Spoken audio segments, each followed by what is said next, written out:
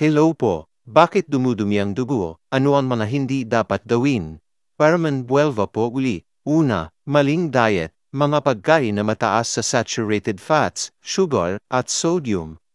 Pangalawa, kakulangan sa ehersisyo, hindi aktibo sa physical activities.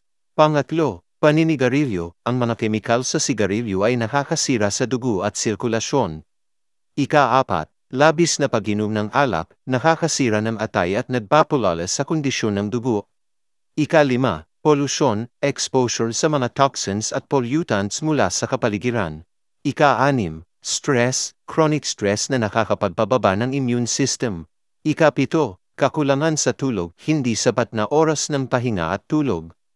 Ika-walo, kakulangan sa hydration, hindi sapat ang pag-inom ng tubig araw-araw.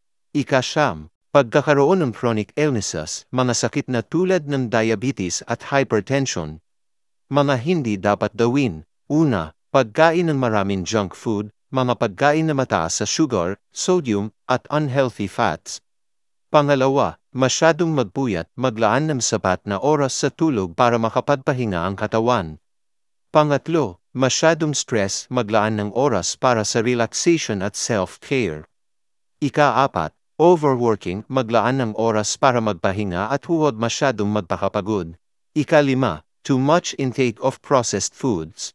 Iwasan ang mga processed foods na may preservatives at additives. Ingat po palagi. God bless po.